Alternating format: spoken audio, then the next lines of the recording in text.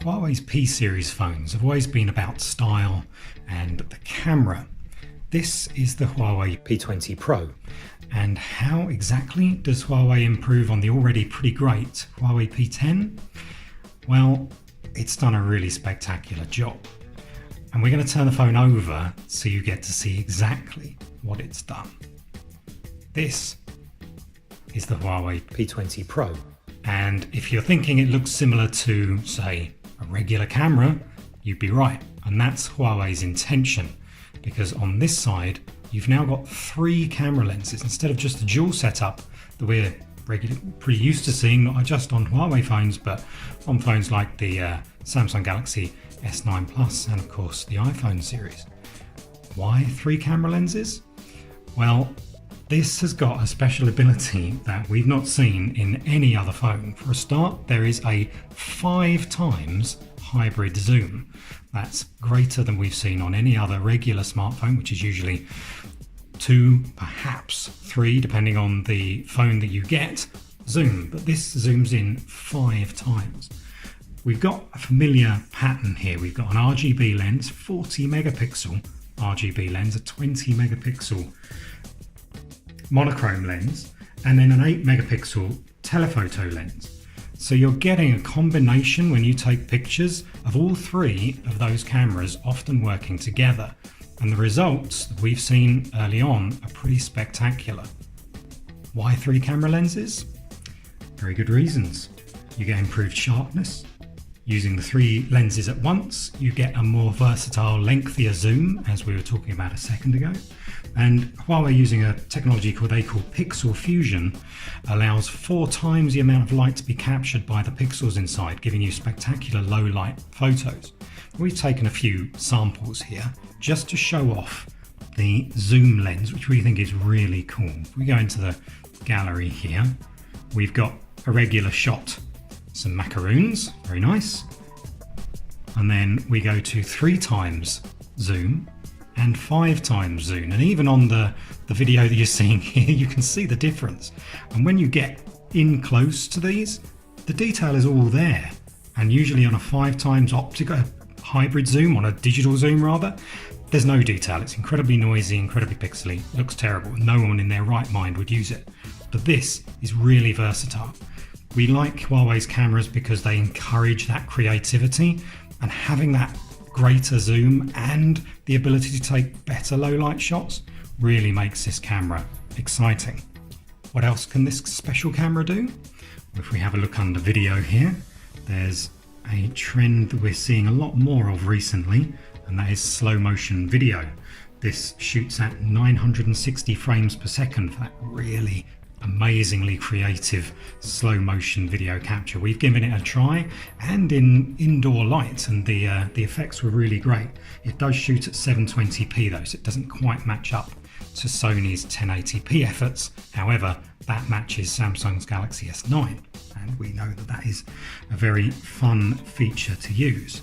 Now, Huawei has also upgraded its AI in the new phone. Now, we've seen this on the Mate 10 Pro, where it has scene recognition. It understands what you're pointing the camera at.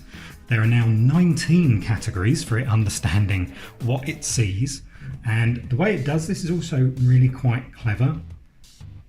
The AI composition system now actually tries to recommend the way that you frame a shot. So say you were shooting at a portrait environment, there's a group of people, it will highlight around the screen an effort to say, well, you need to get in a little bit closer, or you need to get a little bit further away to make sure everybody's in the shot. It's a really great idea. It's also got lines on the screen for ensuring that your horizon is straight, and this is all powered by artificial intelligence. So it's reacting to what it's seeing instead of just using an onboard sensor. Additionally, the AI does something clever with stabilization. Now, we've probably all done it where we've tried to take a picture of something moving in the wind, for example, a flower. Well, a focal system here that also uses AI, keeps the flower in focus even if it's moving around. And we've never seen anything quite like that before, and we're looking forward to trying it out. We haven't had the chance yet, but it certainly looks really impressive. Add in the usual features. We've got Huawei's portrait feature, we've got Huawei's aperture feature, which blurs the background on what you're seeing, and we're pretty excited about the triple lens camera on the P20 Pro. If you buy a regular P20, you only get a dual lens camera. Very good, I'm sure, but let's face it, you're going to want to buy the P20 Pro. And when you do buy the P20 Pro, you're going to want to buy this one. It comes in a color called Twilight. And as far as we're aware, it's the first in the industry to use a gradient across the glass back here. It's really difficult to see on video, but this comes in sort of a purpley bluey green the more you move it around in sunlight, and it looks fantastic. It is very reflective, and we've cleaned this 100 times or more to get our fingerprints off. However, it's worth it because it looks fantastic. You can also see here how good the blue looks on the P20, also available on the P20 Pro, and a really nice blacky grey granite version. Flip the P20 Pro around and we're greeted by this, a 6.1 inch OLED screen, and it is beautiful. What you will notice, of course, is up here there's a notch. Controversial design decision, we're sure you'll agree, particularly because at the moment we can't find any function for the notch to be there, i.e. it doesn't do anything new when we pull down the notification screen on either side. It does exactly the same, and there's a split for the notifications on this side and the usual information on that side. So at the moment we're not seeing any reason outside of design to do this. However, the other design decision that we're surprised about perhaps is the fingerprint sensor down the front. It's not on the rear like previous Huawei larger phones, for example the Mate 10 Pro. The fingerprint sensor down here is easy to touch, and as usual it's extremely fast, as we've experienced on most Huawei phones.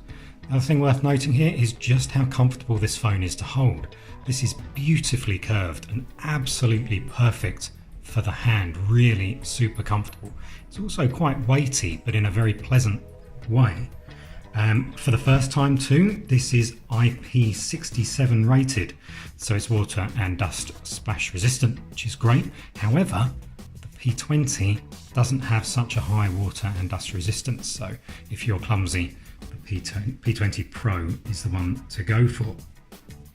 Inside on the Pro is a 4000 milliamp hour battery, which should see this last in a similar way to what we're experiencing on the Mate 10 Pro, which is to say about 2 days if you're really careful. It's excellent battery life.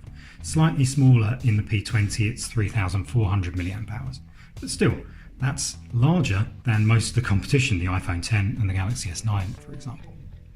Now we're going to be playing with the Huawei P20 Pro a whole lot more, and we're very much looking forward to it. If you're wondering what the video performance is like, well, this is being shot on a P20 Pro, so you've got a good idea of how good the video performance is. You can read plenty more about this exciting new phone on Digital Trends, and look out for a lot of camera comparisons because we can't wait to use this one.